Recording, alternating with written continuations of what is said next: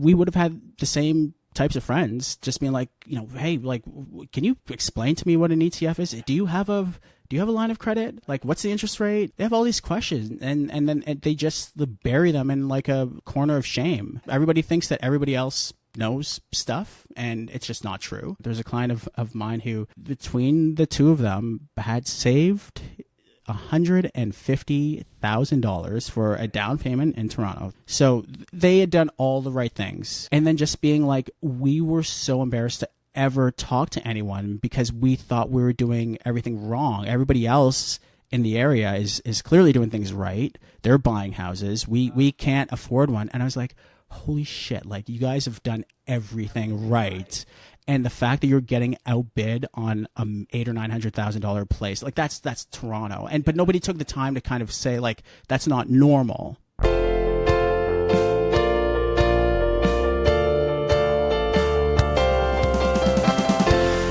This is the Personal Finance Show.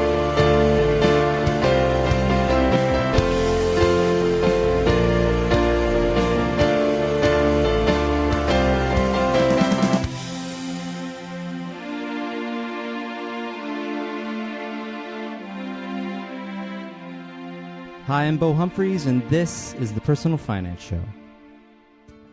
Darryl Brown wants you to stop complaining about bad financial advice and do something about it. If you walk into a bank, give them money, don't ask questions, and do zero research on investing, then you've pretty much given up your right to complain if you're not happy with the results. Instead of complaining about things, let's be proactive. This is your money. It's important. You work hard for it, so why not spend a bit of time on it? Yes, I've said this a lot. I know it's hard to do the work yourself. It takes time and a personal interest in investing. So it might make more sense for you to pay someone a fee to help you figure it all out. And this is where a lot of people get confused. They think that walking into a bank or going to a company that sells financial products is the best way to invest their money in a way that achieves their financial goals. They don't charge upfront fees, so that sounds great to most people. But as I've said many times, if a financial services company doesn't have the product that is best for your goals, they're not going to tell you to go somewhere else.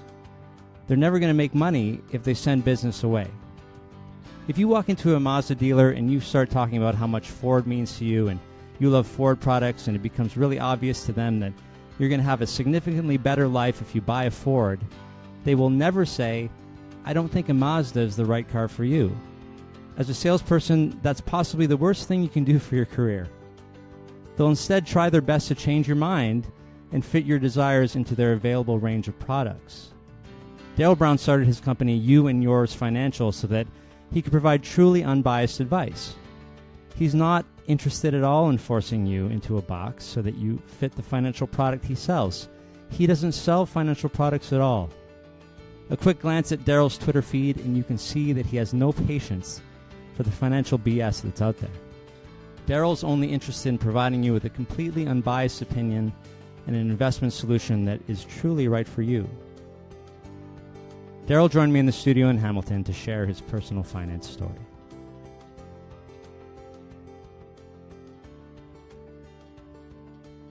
Easily earliest money memory is just the recollection that my parents kept on saying over and over again that it was a recession. There's a recession going on. You can't get that. We can't do this. There was a recession. So they just kept, like, they're telling you, how old are you? I'm 8-ish. So they're telling I'm seven or 8. And beyond... There's a recession. Yeah.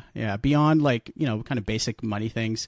The real part, when I kind of understood, like, started to kind of understand that money was a little bit more complex and more of a thing, was when I was like, oh, there's a recession going on. We can't spend money. Like, I can't roll up with like a list of 20 things I want from Consumers Distributing, like, for Christmas. Consumers. Yeah. I haven't heard that reference in so long. Yeah, it's. I pulled it up. I think I tweeted once, like a few months ago, about the fact that, like, I think I made the argument that, like, inflation isn't that. Inflation is a little bit weirdly calculated, just because you would see, like, video games or whatever in there, and they're like $80 right Sure. back then. Inflation adjusted, they should be like $300 or $250 by now, and they're actually still, like, relatively affordable. Well, some things like are impacted and some things aren't, right? Yeah. Is that how it goes? For sure. Yeah. I think some of the things that have been able to be sourced like elsewhere in the world, and I think I think this all kind of came into play with like the inverted yield curve talk, and just with interest rates being connected to inflation. I think I was just making the consideration that there's some prices that are probably flat if not falling over time, and maybe they're increasing, but then they figure out more efficient ways of making totally. them. Yeah. That's kind of like, and it evens itself out. You can't. Well, maybe you can find a more efficient way to like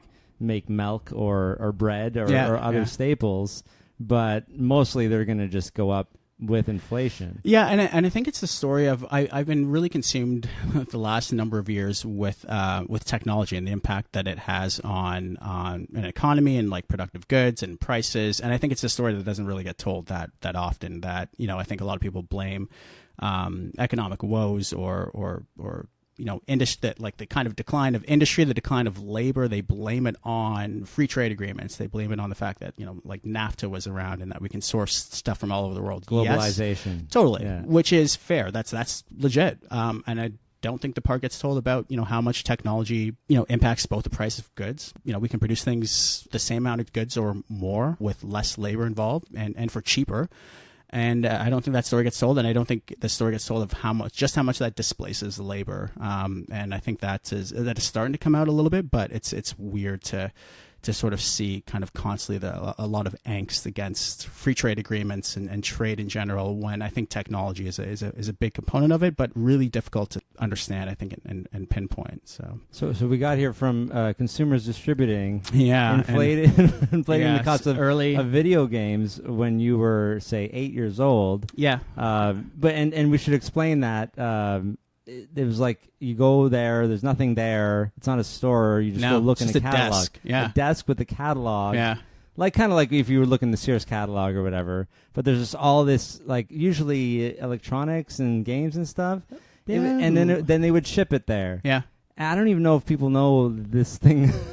It's not a thing anymore. Well, I think you and I think we're, what are we, Zennials? Like we're like 35 to 40-ish? Xennials. Xennials, yeah, whatever it's called. Exactly. Yeah. So maybe... I like your abbreviated, like you made it a word, a Zennial, like Xavier. I'm trying to be cool. No, I like it, because maybe that is how we should say it. I say Xennial because it's a combo of Generation X and Millennial. Yeah. So that's like kind of like lets people know, like, oh, what are you talking about?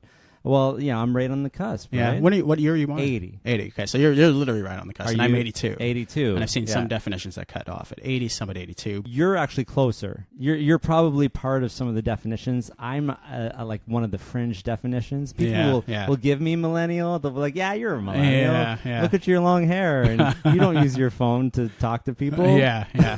It's a little bit weird trying to figure out the sort of stereotypes between generations, and I know Lisa had said all along that like millennials need to be split into two. It's like it's just things change so fast. What's the span? Is it 20 years? It's supposed to be about 20 years for each one. How could somebody like 20 years younger than you like have the same, like maybe sure, if you were starting of the internet age, I guess, right? That's the idea. Also, we remember all of the Gen X stuff, right? Nintendo came out, and it's an amazing perspective to have. Born before Apple Macintosh was created, even, right? Yeah, like if Apple's, you wanted to, if you wanted to listen to a song, and you didn't pony up $18 for the CD, you had to hang out on Napster, on dial-up, hoping that nobody picked up the phone, and then like maybe overnight you'd get it in the morning or something like that. But like, it's an amazing perspective to have, the sort of like kind of pre-digital everything, being comfortable with it. I think at this point, compared to a lot of folks who are may not know, grown up with CDs or radio or whatever it is, having to wait on the radio station to listen to a song that you want to hear, or wait and listen to it to hear it on the TV or whatever. It's so different.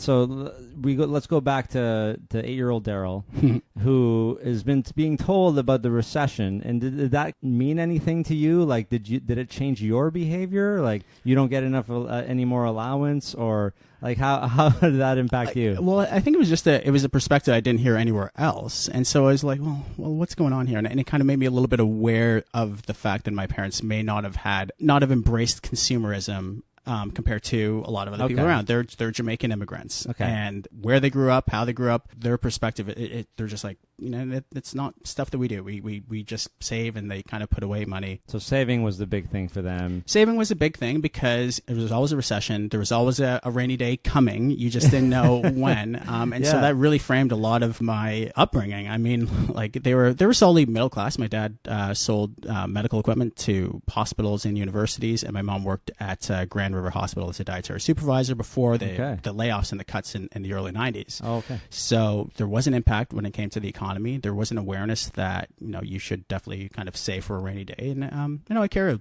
a bit of that with me right now. Yeah, it's better than like, let's spend all of our money because we're going to always be good at making money forever. Yeah. Which is really what most Canadians have in their head, running in their head. Like, why do I need to save? I can earn my money back next week. Yeah.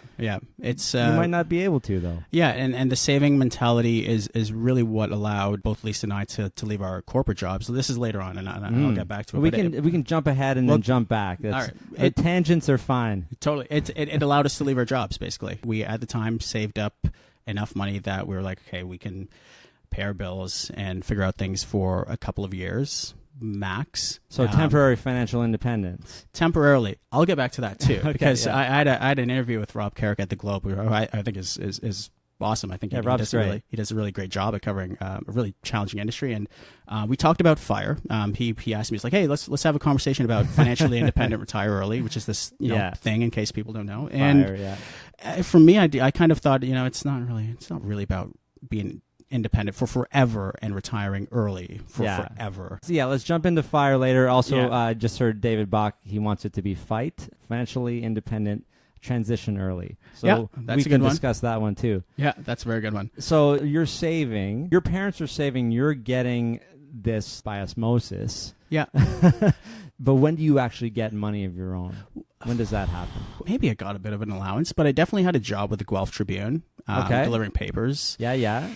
12, 13-ish. And your parents would have insisted that you save that money? Yeah, I think they were sort of like, you can do what you want with it, but you should probably save it. Like they're like, you can go buy that, but you won't have any money, and they kind of guilt you into it and make you feel a little bit so insecure. That was always their behavior. Like, okay, if you want, like, smoke the whole pack of cigarettes. You know, go ahead. Yeah, go buy like 200 like penny candies. Go buy like 10 packs of baseball cards. Go get the upper deck pack. Go get the more expensive stuff.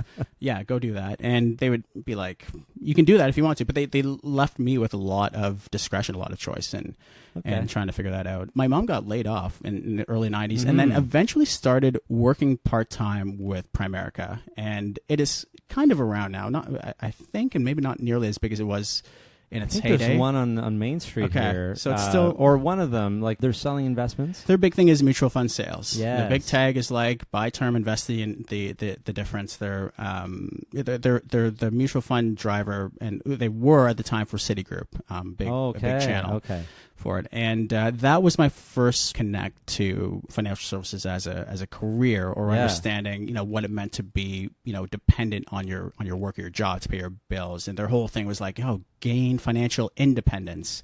I think their mentality was financial independence was like, you are your own economic engine. You control your own business, basically, because where you wanted to be, or where they push you to be as someone who did well in Primerica, was you kind of managed a team of a number of different people below you, and you'd collect residuals on top of them. So you're effectively collecting passive income. Like, it's a multi-level marketing sort of. I always try to explain multi-level marketing doesn't immediately mean some kind of scheme. It's just a method, right? And a lot of companies are structured this way, where you recruit people and then they recruit other people and you get a percentage, right?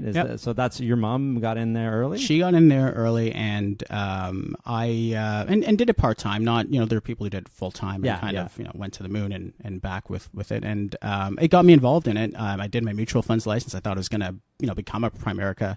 How early? How early is this? I was 18 or so. Okay, just because your mom was there, you're like, I can... She was there. I'll do this. I was interested in it. I saw it as a path to... not working as hard as they did, frankly. Sure.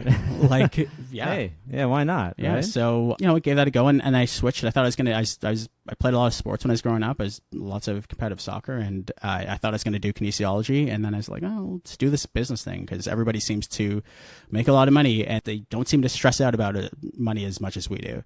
So I eventually got into... I applied to 4 programs, got into Western, and I got into Mac. And, Mac was close, and it was, a really good program, I thought. I didn't think a whole lot of Hamilton back then. I think it's an amazing city now, after having been here. It's pretty cool now. I can go on an entire Hamilton tangent as well, too. We'll table that. We'll have another Hamilton fest. Hamilton Love Fest, I think. Yeah, we'll do that. So you how did you pay for school? So school for me was basically tuition was me primarily. Okay. And my parents, after they covered everything, I think. Actually, I remember it. The first year, I think they had everything more or less covered. They're like, you got in, you got your first year, that's fine.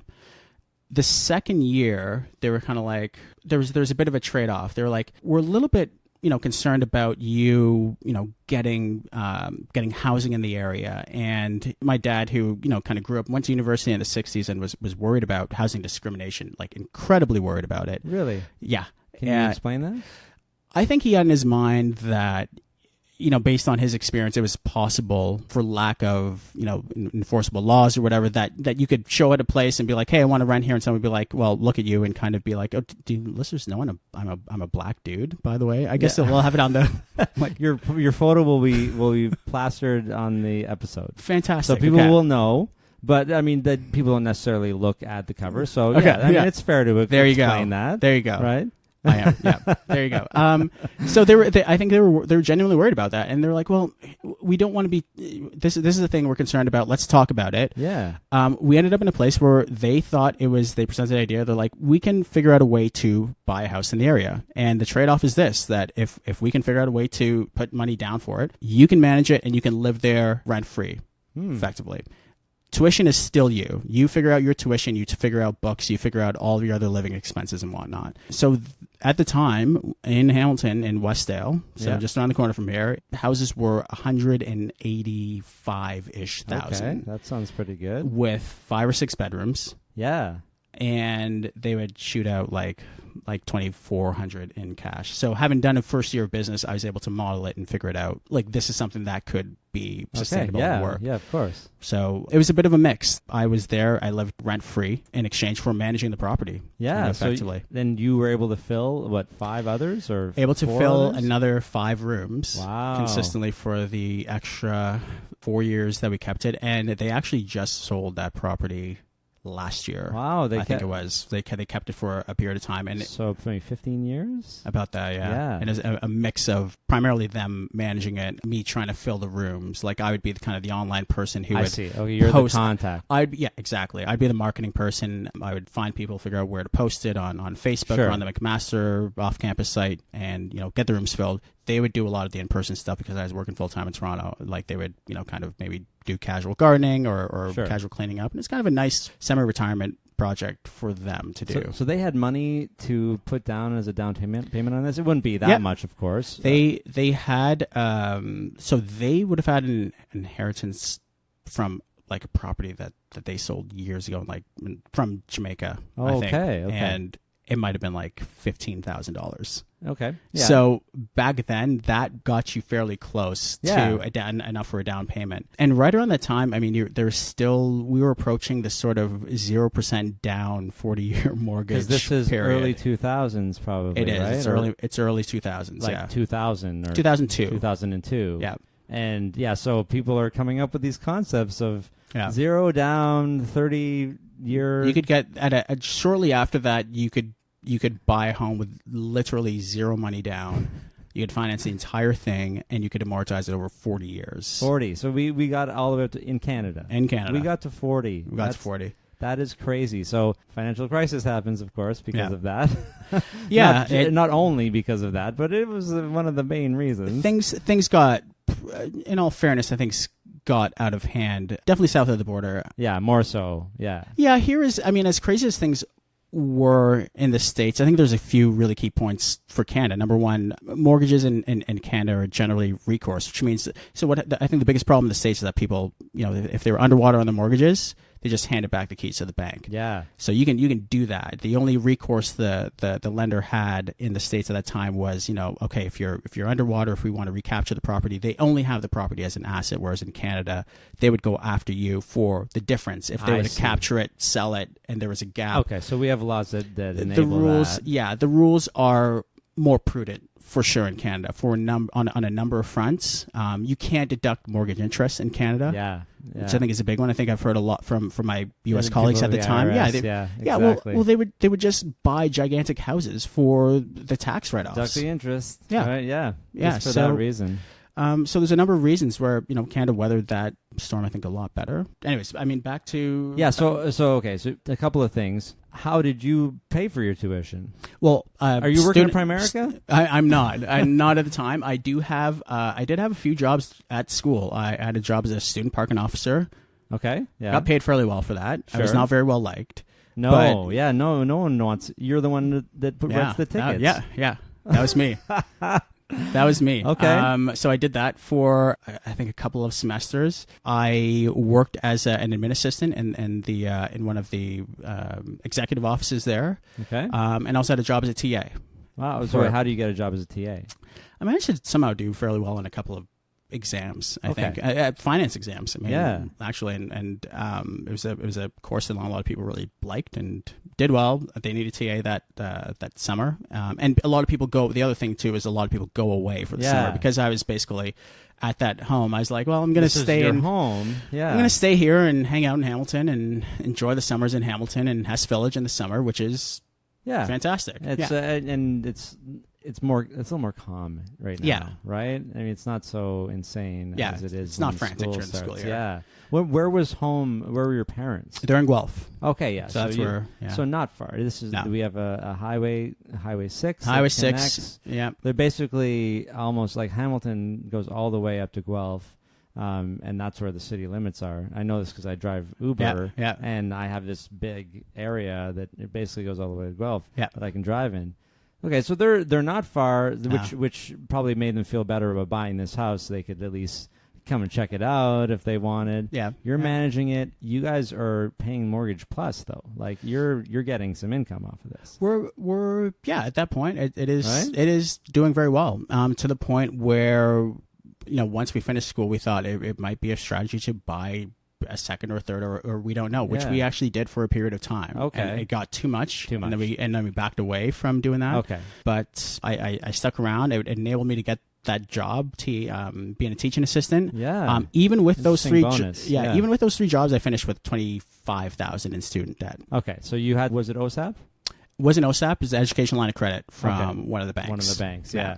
Yeah, because maybe you wouldn't have qualified for OSAP. Definitely would not have qualified. Well, they were making decent money doing, both employed. One at that time, only one. Oh yeah, of course, your mom. Yeah, at that time, then she was doing part time in Primerica. Yeah, I think it's and she wouldn't have been making a ton of money from that. But at that point, it became sort of aware and sensitive to I think it's a challenge for kind of the middle.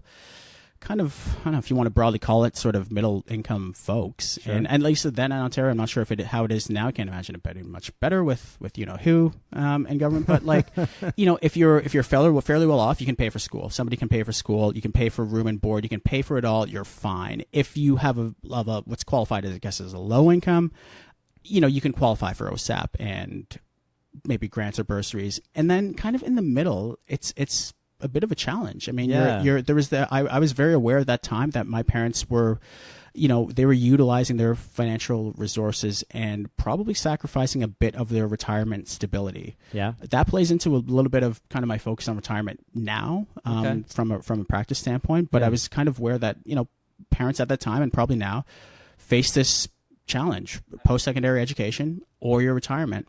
They're giving up. They might be able to retire, but the States, it's happening all the time in the States because it's so expensive. Yeah. And they're basically foregoing their retirement. I don't know how it works in the States in terms of how people How they- manage to make Student debt. That's what it is. It is. You think there's no way. Like, that's why they have $1 trillion in student debt. I feel like I've been talking about this so much on episodes lately, and I was like just not aware of the epidemic in the States, and it just comes up all the time now because it's more clear to me now how crippling it can be. We got lucky. We are lucky to be in a place where tuition. What was it? $5 grand? $5 grand, right? So you did 4 years, so $25 grand. So you paid for some. Your living expenses maybe would have been like your total cost would have been 10 grand a year, maybe. Yeah. Would you say about that? Yeah. So you were able to maybe make 15 and have 25 left over. Is that the basic math on that one? Yeah. I mean, you were paying basically somewhere between 11 and 13,000 per year. Times 4, it's a little over $50K. Yeah. And you're able to chip away at that through OSAP and whatever minimal scholarships maybe you can get, a few $100 here or there. And coming out with 25 grand, I used to have like my colleagues at Sun Life, some of them were in the States, like, well, how much is school in university in Canada? Yeah. Isn't it free? And I'm like, no. Like, yeah, it's We're free. not Ireland. It's like $5,000, and they're like, oh, it's free.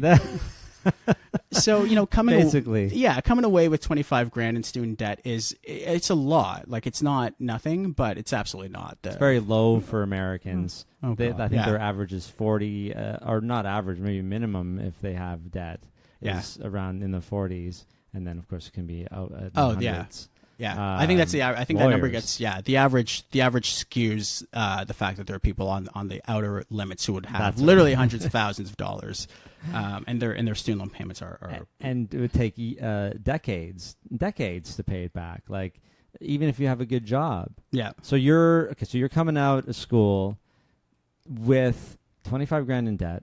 You have this income property. You didn't even have to pay rent. Yeah.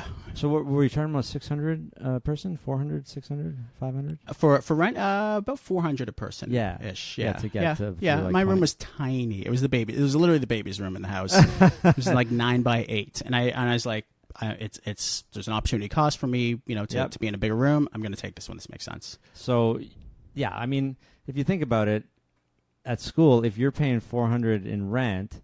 That's actually, so that's about $5 grand a year. It's $5 grand a year, yeah. And so you technically saved 20 grand. Yep.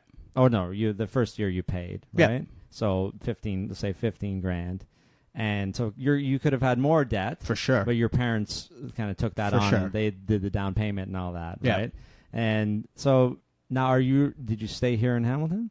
I stayed for a few months. I got a job at a company called Smurfit MBI. They make corrugated boxes. Okay, and we make a lot of things here in Hamilton. It seems. and that was the only job I could get. I was like, I need to find something. I was applying for general labor jobs on like East Barton Street. Like, I needed to get a job. Really? Oh yeah. So you have a business degree now? I have a business degree, and it just seemed like everybody else managed to kind of scoop up a position. So I grabbed this customer service gig. A few months after that, I applied to a job at Allstate in Markham. And that was when I moved out because I got that job and I worked in their financial planning group. At that time, I started working on my CFA, my Chartered Financial Analyst designation. And while I was studying, ran into a guy who I used to go to school with, worked at a company called DBRS, one of the 3/4 main credit rating agencies for companies out there. Gotcha. So they're in the business of basically providing a credit report for companies that issue debt. So I ran into him at the library. He said, we've got a job for you. Great. Started in 2007, early-ish, like months before the financial crisis. Yes. Yep. So did you get to keep that job? I was actually, and I hate saying it this way, I was kind of it benefited me a little bit in a way. I was kind of newer-ish and obviously not the highest That's right. paid of the folk there. So yeah, no, they got to fire other people who are worth more. We showed up at work one day and 1/3 of our office was gone. Wow. Really? It was really freaking. I won't forget that day. And it just, as it turned out, a lot of the work that had to get done around there, was the new folks kind of doing it. They're like, well, here you go. You're writing this now. You're writing a credit report on Chevron, which is literally like my first, I think, credit that I wrote. And I mean, it's just okay when you just jump in and get her done. And it was an amazing. Explain this because I think people might be aware of credit reporting for individuals, but maybe not so much for business. So how are you writing this credit report, and then what is it used for? So there's an existing, generally these reports get refreshed quarterly or annually in a lot of cases. So there is a document out there. I'm not creating it from scratch. Yeah. But I am having to go back through and go through all of the quarterly earnings releases or annual releases, press releases, interviews that people do on TV, reading through their annual reports, reading through what other analysts have to say about the company, and then we're also interviewing the management teams to understand what they're doing, how they're spending their money. Do they expect to use debt to finance their projects? No, that's really detailed. It's extraordinarily detailed. Yeah. You end up understanding companies on a level where you're basically just be able to chat back and forth with company executives about all of the nitty-gritty things that they're doing. So I did that for 3 years there, and I covered the oil and gas sector. So there's companies that explore for and extract oil and gas in Canada and throughout the world. We covered pipelines, which became huge in the news now. It's incredible to see that. Yeah, really. And regulated utilities, Enbridge Gas and Union Gas. And those are big utilities in Ontario that distribute natural gas for home heating. And infrastructure projects like the Toronto Airport is financed heavily by publicly issued bonds, 407. So you're giving them all a rating, then? I'm giving them all a credit rating. What's the worst rating you ever gave somebody? You remember? I think we might have. These are all very well-rated companies. Yeah, they're all what so, are called right? investment-grade companies. Sure. And my sector in particular that I covered, utilities, pipelines, they tend to be fairly well-rated by comparison to some of the other ones. The lowest would have been like a triple B low company. Which is still investment grade, like borderline. And what like they're just not managing their company very well? Just the nature of the business with unregulated power generation companies. They're producing power, but your revenues are subject both to the price somebody else is paying for power, risk out there, and then also the quantity of power that's being produced. So, for instance, the power generator, I can tell you, it's TransAlta, which is a power generator in Alberta, and they have both the issue of being unregulated, being exposed to the oil and gas sector, which is a very volatile industry. If prices go down, then there's less quantity of energy being used, and people aren't paying as much for energy. So that would have been kind of like the lowest rated. So you're just learning a lot about businesses. I mean, this has obviously a connection to investing. Before we get there, how are your personal finances at this time? You have 25 grand in debt. You're getting these jobs. So I finished school with 25K in debt. I got just a basic junior 1-bedroom in Toronto for $850. I was making $45,000 at the time. I still kind of don't spend a whole lot. Yeah, went from 45 to like 53 to 50. So I got out of like my student debt part like relatively quick. You're living like a student. You're not inflating your life. Exactly. Yeah.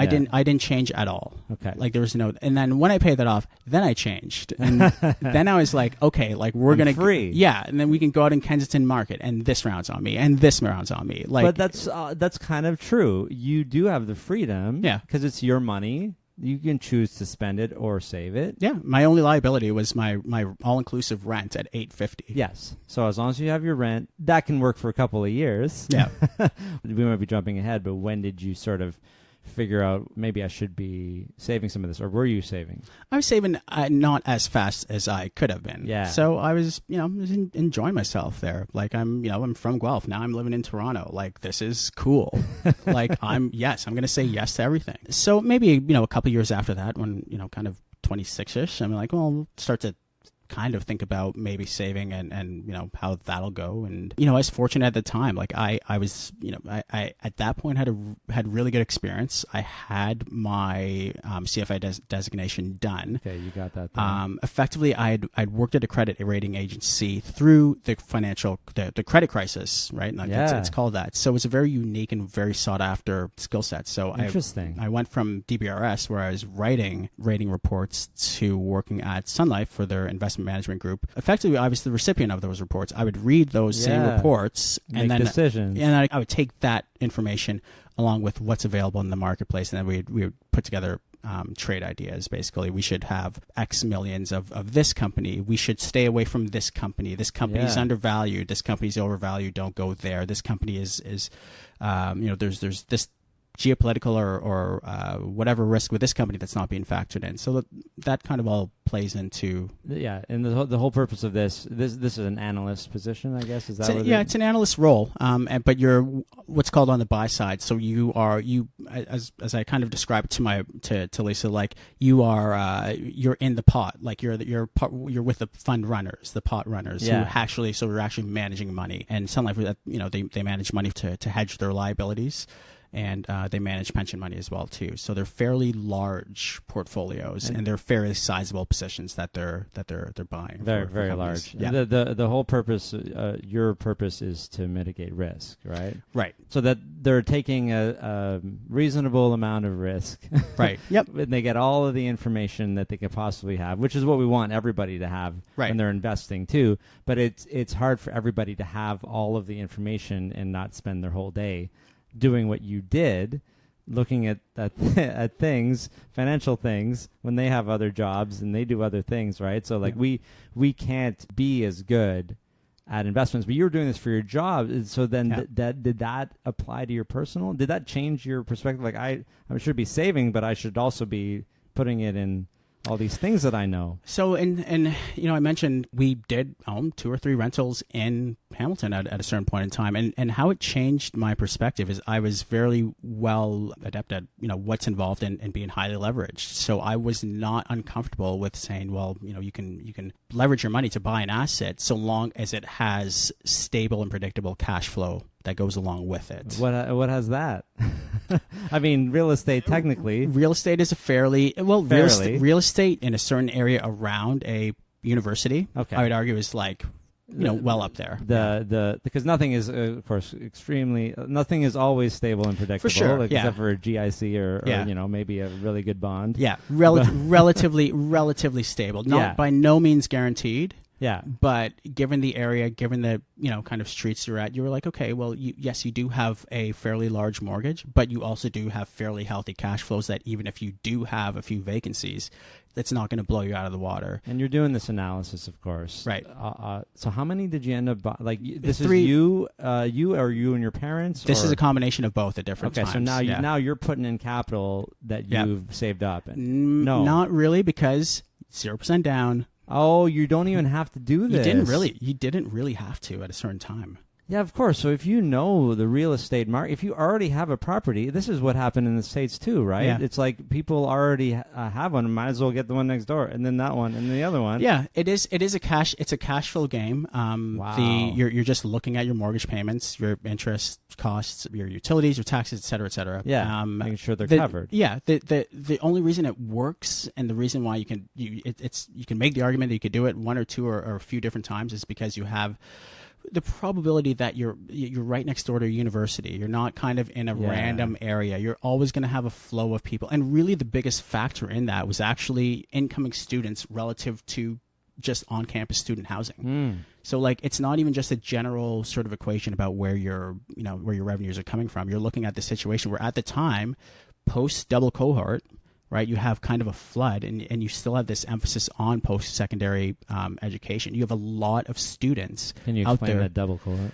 The double cohort for, you know what it is, Ontario, right? Just for everybody. So in Ontario in 2004, they OAC. So we did OAC, Ontario Academic Credits, which is phenomenal. Which is grade 13. Grade 13. They're the ones that you need to get into university, and they switched over, and everybody got a little bit younger. They switched over, so everybody. So the year that there's 1 year that graduated that had 1 year that graduated at grade 13, and one that graduated at grade 12 at the same time. So you literally have double the people.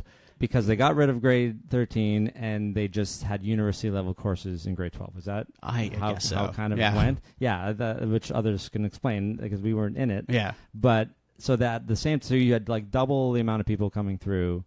And then they continued. They lived. They didn't go away. Yeah. It wasn't just 1 year. Yeah, it just had this flood of people looking for student houses. And so the university the university here didn't keep up. I know they were building them at Western. That's where I went. Well, they were building more residencies. Yeah, I mean they tried to, but I mean trying to do these fairly large infrastructure projects like building an apartment residence or building it's still takes some time. And not everyone wants to live in residence. So you have off campus or on what is off campus, slightly off campus. Yeah. It's like near campus. It's very 10 close. minute walk from campus. Very close to campus. And so, how many did you get? How many properties? For 2 years, we had 3 properties, and then we're like, this is way too much. That's like 15 people, probably. Yeah, it was 18 different sets of headaches. 18 people. 18. It's 3 different physical assets to try and take care of. And at that time, my career was starting to get more involved, and we just didn't. It was just too much. So, and it's the thing about that is that it can become it can feel like a full-time job, but it's not income now. It's income, like it might be income now, depending on your mortgage, but it's probably a little income now, but like much income later. And so it's like you can't really justify spending all of your time on it because it's not like it's a full-time job and I'll just take the money from the properties, right? Yeah. Well, truly, we intended them to be long-term holdings. It was never like we think that the market's going to skyrocket or we're going to make a whole. It was like this is passive income. It's passive. Or will be. Well, it's quasi-passive income. Yeah. You still have to do a little bit of work to get it filled, but not a lot. Yeah, quasi. But eventually, somebody's going to people are paying down your mortgage, and that's all it is. It's like the model. The model was literally raise house prices by inflation. The mortgage goes down after 30, 35 years. Great. You have an asset which is fully paid off for which you didn't put a whole lot down. Well, yeah, and you had that benefit. So when did you actually buy them? 2000, I guess like 6 would have been the second, and 2008 would have been the third, and the third was sold fairly quick. The third, we were just like, this is nuts. Yeah. And they changed the mortgage rules after that. And the mortgage rules started to get tighter and tighter, like after the sequentially. Crisis. Yeah. Yes, yeah. Because even though we didn't get as hit like the States did, and I mean, so many banks closed, but still, everyone realized how stupid this was. Yeah. So even like. It seems like you would have passed the test, better than others, and maybe you could have dealt with an increase in interest rates better than others, since you already had property and you have income, but some people were just buying things with no ability to pay any more than that. Like, they had no wiggle room. It's no income, no jobs or assets, ninja loans, which was like one of the kind of hot phrases from the financial crisis. Okay. Yeah, there's a lot of insane things that happened in the States. The mortgage rate resets where you're interest only for like 6 months, and then you have to, and then they'd be like, oh, you can just refinance after 6 months, and then you couldn't refinance, and then you're paying a full rate, which was 3 times the amount. So there's a lot of stuff that as Canadians we should legitimately be thankful that have been in place. Doesn't matter which, and I don't even know which government. I don't care which government put it in, but we just have a far more conservative, far more prudent financial system, and it's served us well. Even though at times I think it's gone, kind of on the edge here or there. Yeah, but we definitely lucked out, in the whole North America financial crisis scheme of things. We did all right. So we're at. You say you have your student loans are paid off? They're gone. They go pretty quickly. You're at Sun Life? So by the time I got to Sun Life, I was in a kind of a far better financial position, just subsequently continued to do well career-wise. I wasn't that, I think by a few years in there, I was a little bit like, I'm not sure if I want to do this for my entire career. And truly what I really wanted to do was more on the advisory side. So we kind of talked like last time we talked, we were talking about, are there experiences as a person of color that, you or a perspective that you've got. And I went away thinking about it, and I was like, I stayed completely away from doing like client facing work on an advisor side, because I was like, well, how am I going to make this successful? Like it's entirely a sales. Oh yeah. First of all, it's entirely a sales role. Yeah. You go in there and I think at the time the bank advisor jobs were like $27K your first year, and then they would get rid of it entirely the second year. You were completely on commission. Oh, wow. So you had to go out there and you had to sell. You had to dial. You had to find and build your book. And I was like, what? Where? Yeah. Like my dad's friends who come over and play dominoes on Sunday. Like, so you feel like you had a network or the ability to do it. I didn't feel like I had the ability to firstly be successful based on the network that I had. Secondly, I was like, I don't know if I'm going to be successful. People, when it comes to money, want to be working with someone that they're comfortable with. Sure. And I was like, especially when you're trying to get bigger books of business, I was just like, I'm not sure how this works out. So that's just like a, not a direct experience. It's never so like and on the same lines as your dad saying, hey, maybe we should buy a house because you may not be able to get a rental. Yeah. You're thinking, well, I should play it safe and not go out there because I might run into things that, are going to work against me. Perhaps. You weren't sure. Perhaps, yeah. I mean, jumping ahead or in hindsight, but like how valid was that at the time? I don't think people would disagree with that rationale. Okay.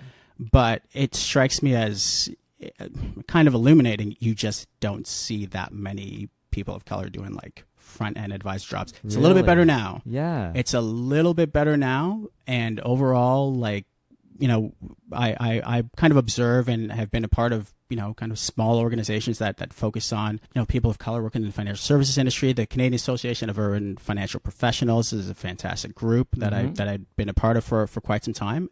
We looked at, what are the reasons? And I think the industry wants more diversity, not just people of color, like LGBTQ folks, like everyone, just not your, like, it's an industry that realized, like, okay, not everyone who's doing a frontline advisor job can be your silvered hair, heterosexual white male, Seriously. able-bodied white man. Like the same thing over and like they realized they couldn't do that. They're like, okay, we want to have a more diverse workforce, and well, we're not sure exactly how to do that. And I think also on this sort of interest side, the supply side, I think a lot of young people who are not in that demographic were kind of like, well, I don't see myself represented in these roles. Like that's not a career for me. So you don't get a whole lot of people. Like like out of grad class of 300 people at Mac. Yeah. 2-3 black people. Yeah. There's one black person in my wife's medical school. Yeah. Class. Like this 500 people. Yeah. Right.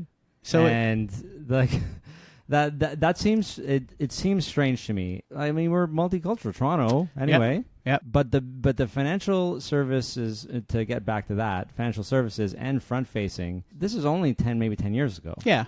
And is it still like this? It's gone better, no doubt. Like it's gone better, and there are people who are around, but it's a slow process. It's a generational change. I think folks in the financial services industry, I think more senior level people would like to see that change happen faster. I'm sure they have it on a scorecard somewhere, like they're tracking diversity, and they'd love to see that tick higher every year sequentially. But I think it just takes time where people who they can see themselves in that role as a person of color or just anyone who it doesn't sound like a career that's available.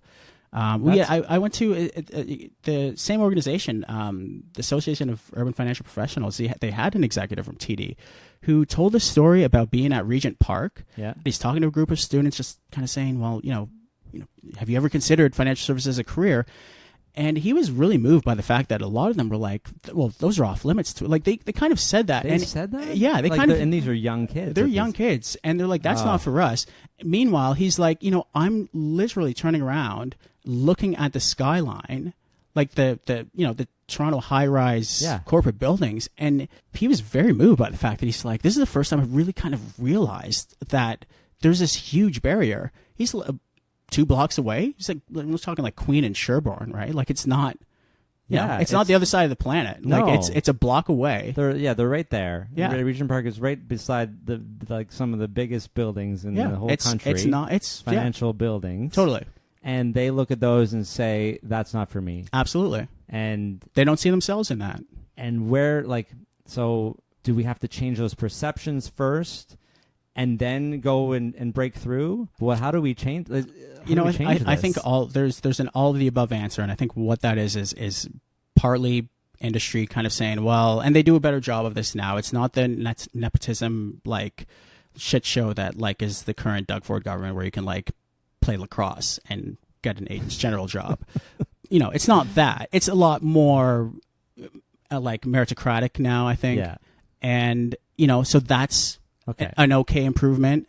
I think there's an improvement in just the regular sort of media landscape. People are seeing different people show up. I certainly remember the portfolio managers on BNN when I was growing up. Some of them eventually got to me, and I was like, well, yeah, I remember these guys. I was like, oh, like that's neat. Like maybe I can kind of do this. And then also, we're in an era, obviously, of like social media where you have different voices out there, voices that don't have the traditional sound of, your kind of financial services representative or person, whatever. Yeah. Hopefully that inspires people to kind of look at financial services in a different way. I think it is, but I think, the product of that, it takes time for that to really show up. That's it. It all comes back to the runway where it's like, okay, let's get more people of color in financial services. Okay, well, that starts with these kids in Regent Park, right? Yeah. Or even before that, right? It starts like the runway that white people have, or like white males in this case, is so long, and it's just no question. I would never have questioned whether I could do something, Right? And it's something that it's just I don't even know what that's like. Yeah. Like that's how different, right? This is. It's like it sounds like we had very similar like middle class, Yeah. right? Like my dad was a dentist, so let's just say upper middle class, but still, like it's like I had student loans. I didn't qualify for OSAP, right? Same thing, right? Yeah. I had 25 grand. I had a gambling addiction. Well, Yeah. that's neither here nor there. But I had to go to a bank too, and I had student loans. But I never had any of this stuff. It's crazy to me that you are already working in financial services, and you're thinking, this is why I can't do front face. Not because I don't want to, not because I don't think I'm going to be good at it. Yeah, not definitively, but I was highly suspicious. Right? I didn't see Yeah. anybody else doing that and successfully. So what did you do? I say mostly back office. Just did researchy type work. The whole time at Sun Life? My entire financial career, I would say, it was not client facing. I got to a point where I did feel like I could do client facing work and be successful at it. I just didn't want to do it for them. Yeah. So I was like, well, okay, now I'm trying to figure out, well, how do I navigate this landscape of going out on my own? Because at the time, we would have had the same types of friends just being like, hey, like, can you explain to me what an ETF is? Yeah. Do you have a line of credit? Right. Like, what's the interest rate? And everyone has these questions. They have all these questions, and then they just bury them in like a corner of shame. I guess everybody thinks that everybody else knows stuff, and it's just not true. Everybody has all of these questions, and so I would be hanging out with friends, and they'd be like, "Hey, what's I read about or I heard about all these things." I'm like, what? Really? Like you're, like there's a need for that. Like I didn't realize, what a huge need there was at the time. So I just kind of started to give casual advice to friends about, like not, hey, here's which stock to buy, but here's the basics. You can open a brokerage account on your own if you'd like to. If you have X amount of dollars, then that is a good enough amount to look for a house. Yeah. But it still carries on today. And like there was a client of mine who, between the two of them, had saved $150,000 for a down payment in Toronto. Oh my God! So they had done all the right things. Yeah, I actually think it was more. I can't remember. Like I just remember just being blown away, and then just being like, we were so embarrassed to ever talk to anyone because we thought we were doing everything wrong. Everybody else in the area is clearly doing things right. They're buying houses. We can't afford one. And I was like, holy shit, like you guys have done everything right. And the fact that you're getting outbid on an $800,000 or $900,000 place, like that's Toronto. But nobody took the time to kind of say like that's not normal. Yeah, like, that's it definitely didn't feel normal when there was 7 people showing up and at a house when we were bidding. Yeah. And we thought we got it, and then somebody just like, I don't know, they bring flowers or donuts or something. I don't know. Yeah, it's I think this happens nowadays, and someone explained it to me this way, is that people buy payments. And what they meant is that it's not that you buy a house at a certain price. Yeah. You buy a payment stream. So in other words, nobody really cares nowadays whether it's 800 or 850,000. Yeah. You probably have a real estate agent who's going, hey, that 50 grand is only like $180 extra per month. Go for it. Just go for it. And that's where you get this total shit show of stuff going for like 200 over ask. People don't care anymore. It's not about the price. It's about what the cash flow is versus how much you're currently making and expect to make. I'm working on something in my head. I've been working on it for the past couple of years on how to talk to real estate agents about like not giving terrible advice. Let's max out the line of credit. Yeah. To get more money, borrow from all these people. You need to, then you'll get it, and then you'll have this like golden asset that can never fail. So all of the things you did will be totally worth it. Yeah. This is the speech that they give.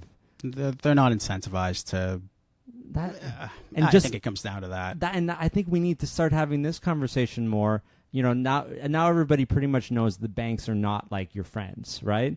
Like they're just selling products, and you put your money there, they lend it out, they sell you investments, they don't care, right? They're just trying to make money like everyone else. I think we need to have the conversation about real estate agents too, in that, hey, they don't, like, they might seem that they have your best interests in mind, but like you need to be on top of stuff too, because they're also trying to make commission. It's their job to sell houses. Yeah. So like we need to wrap our heads around this, because like I think people think, oh, you know, the real estate agent knows what I want, and no, you should know what you want. Yeah, and unfortunately, I would love for people who are selling product at banks or real estate agents to have your best interests, you know, at the forefront. I don't think that's going to change. I'm sort of bored with the idea that it would ever change, and I think people just need to get their shit together. Like, if you're buying a house and know your limits, don't deviate from that. Obviously, somebody's going to tell you to bid more or stretch your limits. Stop listening to everybody else. Yeah. So you're not about like, let's change the system, and let's, you know, the banks need to be better or the real estate agents need to be better. We need to be better. That's what you're saying. Yeah, the system's rigged for the banks to make the most money possible. Like, that shouldn't be. Nobody should be offended by that like phrase. People who work at banks, it's not an attack on you specifically. That's how it's rigged. They have a fiduciary duty to their shareholders to maximize shareholder value. Yeah. Period. That's real. So know how the system works.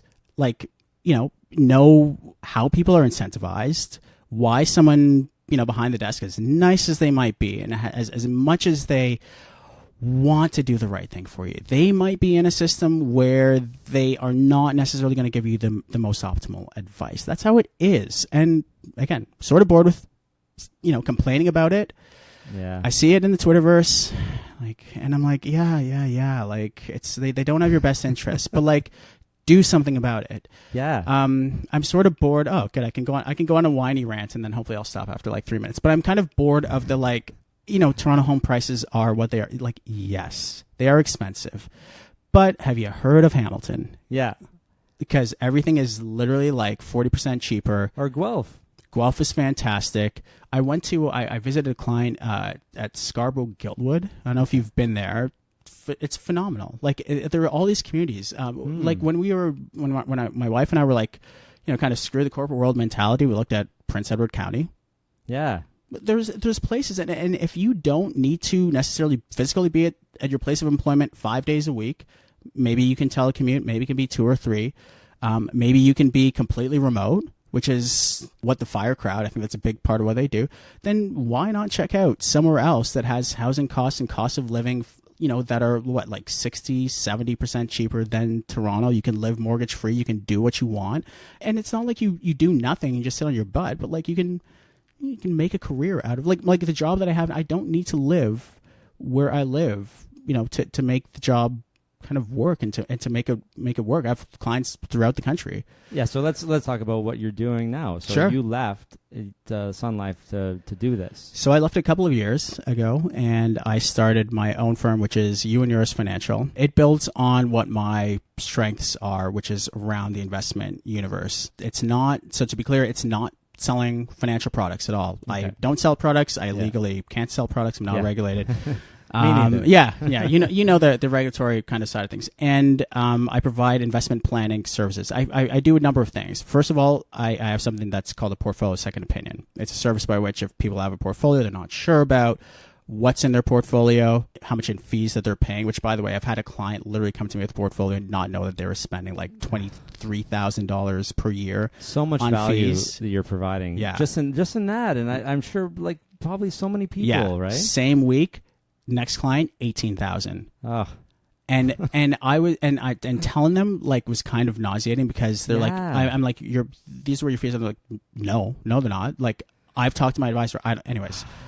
So yeah, that's So what the portfolio second frustrating. is. It just kind of like rips open the door on what the portfolio is. The DIT investing service that I offer is one for people who hear about ETFs, they hear about index funds, they want to DIY invest, do it yourself invest, they want to open their own brokerage account and select passive investments. Yeah. They want to do so, but they might need a little bit of hand holding. Sure. So this is not, hey, buy this, buy this, buy this. This is, here's how you open up a brokerage account. Here are the discount brokerages that are available to you. Here's how to read, a quarterly statement. Yeah. Here's how you make your a trade. There's this box here, which is the quantity, and this is what a market order is. It's coaching them through that process. Do it together? Do it together. I've been thinking about that for the last 15 seconds. Yeah. Yep. Do it together. It's an interesting program. A lot of people are super interested in it, but a lot of people kind of decide, well, I'm not sure if that's for me, if they're interested in like the emotional weight of managing their own investments. Yeah, but some people are, and you're right, they just need a helping hand. It's hard to jump into it, but you might really like it. So totally. That's a great option. So totally. DIT and third one is investment planning. It's a little bit more in depth in terms of covering the information from people, but we get a whole bunch of information. Look at their short and long term goals. Look at the assets that they have in the different accounts, RSP, TFSA, non-registered. Look at their employment, how much they spend, how much they save, and then try and project that out over a number of years to try and answer some questions like, can you afford to buy a house? Can you consider retiring at age 60? Are you on track to? Could you retire early? If you have excess money, should you pay down your mortgage or invest? So it gives people like a good gut check on the direction that they're headed. And I think a lot of people find a lot of value in that because they I think what qualifies as a quote financial plan, when you talk to someone at the bank, I mean, again, they're not paid to do that. That's an expense. No. They're not getting compensated for that. And, they get a lot more insight and detail. It forms the basis for a conversation and a relationship so that they have someone to ask from an independent standpoint. Like, they feel a lot more confident asking me a question when I don't have to necessarily, push a product, or I don't have a quota to meet, or I don't have a sales target or anything. It's like, hey, let's talk about how to screw off for a year and go traveling. Like, I don't want to just like build my investments for forever and forever. Like, this is what I want to do. And it's like, okay, well, I don't have a bias towards that person investing because I collect commissions from that, or collect more the more assets under management I have. I'm like, great, let's talk about how to get you like away from your job and traveling for a year. Or let's talk about how you can start drawing on your portfolio now to support your retirement if you they want to leave their work early. That's not about products. It's about your lifestyle and what you want to do. Yep. Everyone is different. This is really great. So what's the name of the company again? You and Yours Financial. Okay, and I know we have a million other things that we can talk about too. Yeah, but definitely. I think that's we got to wrap it up for today. I always want people to come and tell their origin story. I think that's key. And I'm realizing now that so many guests have so much more to say. By the time we get to like telling their story, and so I'm already planning follow-up episodes with so many people now, because it's like there's so much value that you can add, and now that we got to know you and we know a little bit of what you're doing, and then hopefully we can hear from you more. For sure. I would love to be back. I love Hamilton. Hanging out at Collective Arts for thanks for coming to the studio. It makes it so much easier for me. You have a young baby as well, so we're in the same boat. Yeah. But I appreciate that, because all of my stuff is here. All of my equipment is here. So, the website? youandYoursFinancial.com. Perfect. And at Darryl C.A. Brown on Twitter, 2HoursYL. Okay, so Darryl, Yep. C.A. Brown. Well, thanks for coming, Darryl. This was great. Great conversation. And yeah, we're going to hear more from you in the future. Yeah, I appreciate the invite. Thanks. And that was episode 93 with Darryl Brown. If you like the podcast and want to see me get to episode 100 and beyond, please support the podcast by going to my Patreon site and becoming a patron. It's only a few bucks a week, but if enough people do it, it starts to add up. So head over to patreon.com/BoHumphreys if you're interested. That's it for this episode. I'll be back next week with creator and co-host of the Stacking Benjamins show and Money in the Morning, Joe Saul-Sehy.